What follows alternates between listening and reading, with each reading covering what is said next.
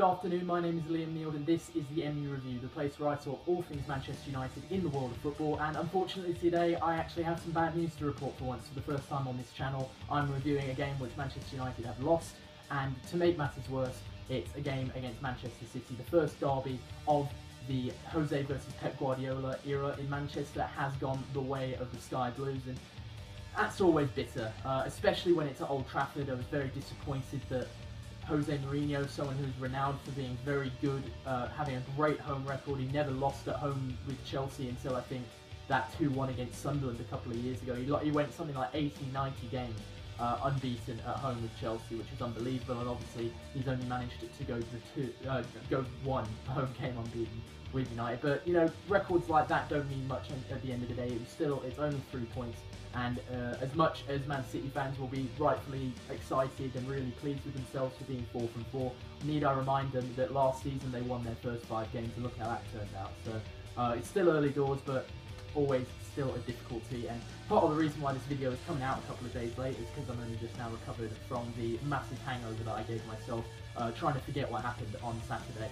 But that being said, let's jump right back into it with a review of the game. And to be totally honest, one of the most disappointing things about this game for me, beyond the result, beyond the scoreline, beyond anything, was the first 40 minutes or so of the game, because we just got completely outclassed in our own backyard. It reminded me an awful lot, gave me some really bad flashbacks to the 6-1 for that first 40 minutes, and to be totally honest, we were all over the place to the extent where I really, if City had been a bit more clinical, they could have scored 2 or 3 more than they did, and it could have been a real embarrassment. So the fact that it was only 2-0 and then we did get the lifeline from Claudio Bravo's horrific clanger to put the ball right at the foot of the one person in the Premier League you do not want to give that chance to, Zlatan Ibrahimovic, to get us back in the game. And at that point I was very confident. I mean, early in the game, City dominated. First goal, really, obviously it came down to tactics. They were talking about, before the game, Jose versus Pep, and I was the first one to say, guys, this is United versus City, let's not minimalise it to the two managers. But with that being said, that is kind of how it went down, as far as I'm concerned. I do believe that Pep Guardiola he was the one, he beat Mourinho in terms of the tactics in the first half. He completely got into his players before the game, who all looked really, really good on the day. I thought that pretty much, except for Claudio Bravo, every player in Man City really stepped up to the occasion, and for United that was not the case at all.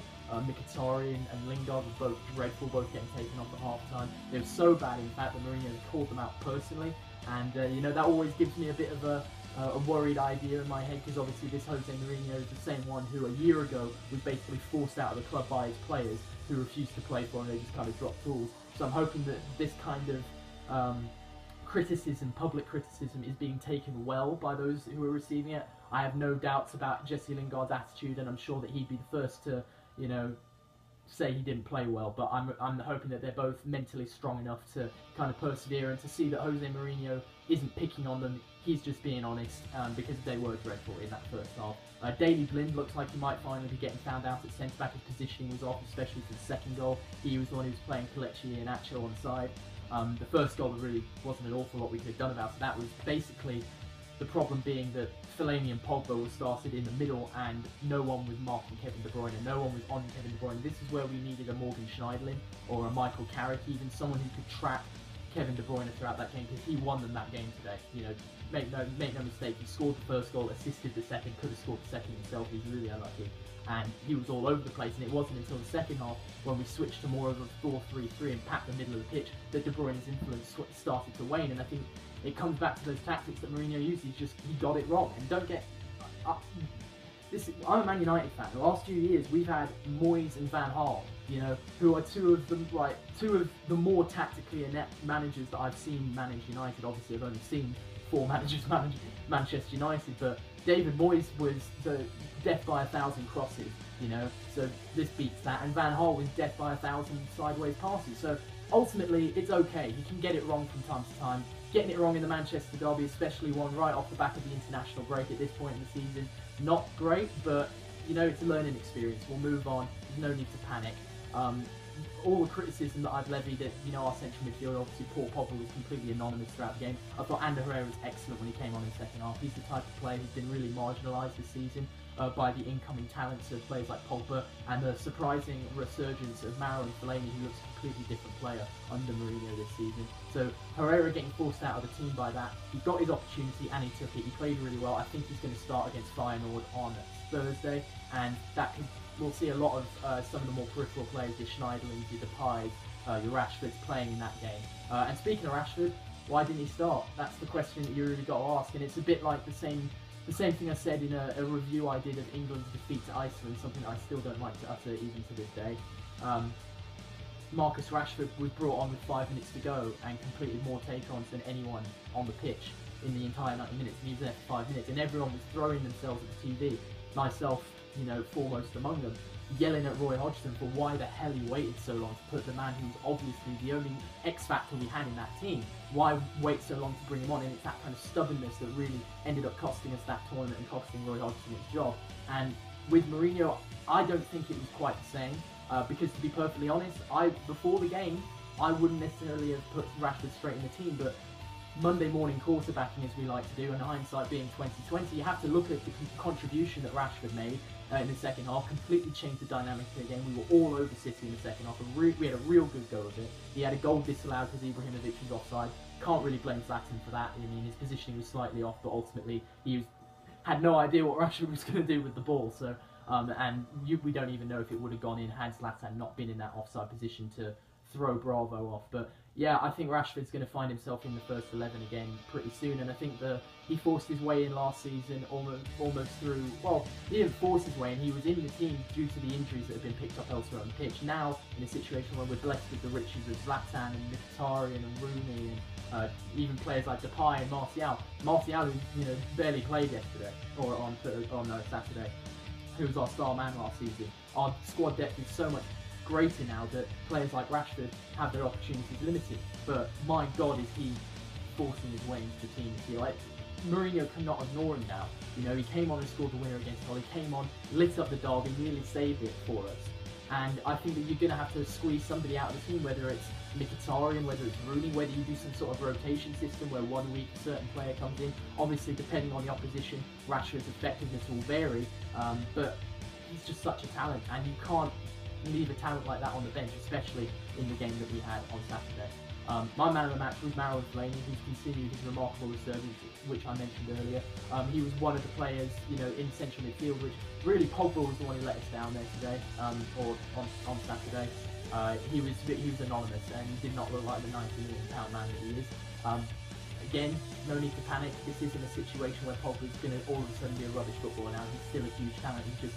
He wasn't ready. He wasn't up to the occasion. He mentally wasn't there, and the tactics didn't help him.